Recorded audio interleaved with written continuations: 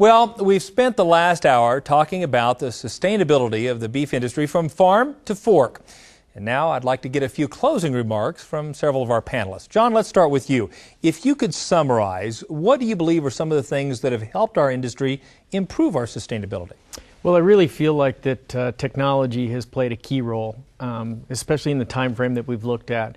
And technology from every segment, whether it be farming and the crop production and how we've been able to advance there, up to the cow-calf operation and how the genetics have played a role and the advancing technology we've been able to utilize there, and even into the feeding situation where we've got growth enhancement technologies that have really helped us along the path of becoming more sustainable, more efficient, being able to produce more with less. And I really feel like that if I had to put one mark on the map, that probably is the one for me around technology that has really advanced our industry in this area of sustainability. And do you think sustainability is here to stay? I really do. You know, I don't think it's a trend. I think it's here forever. When you look at the pressures we're receiving from the consumer to know more about the food they're consuming, specifically the protein, where it comes from, how we, as caretakers of those animals and of that land, are responsible. There is a certain need for that, and that falls into this whole definition, this whole arena of sustainability. So once you get into the consumer marketplace, I really feel like that you put a stake in the ground and it's here for long term. And Kim, do you think we'll be able to look back at some point in the future and say, yes, our industry truly is sustainable, we've achieved our goal? Well, the industry is sustainable today, and that's why doing this sort of research and benchmarking where we're at today, drawing that line in the sand is so important so that we can continue to have the most sustainable product tomorrow as well.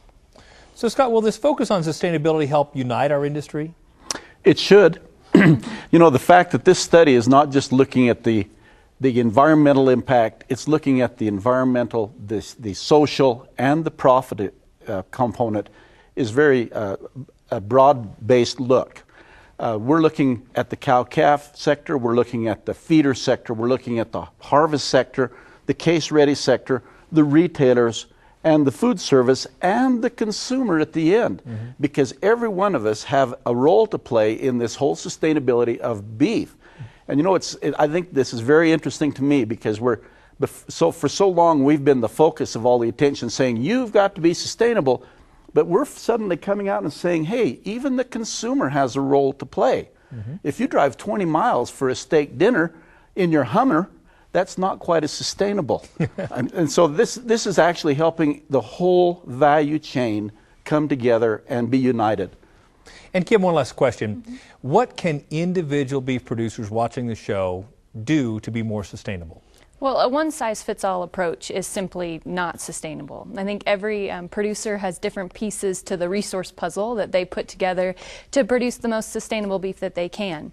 And it's about that balanced approach to sustainability that includes profitability and efficiency. And that's really what's going to take us into the future with the most sustainable product that we've ever produced. Well, thank each of you and all of our panelists today for this cutting-edge information and your personal insight into this very, very important topic. For more information on the Checkoff-funded Beef Industry Sustainability Assessment, just log on to beefresearch.org.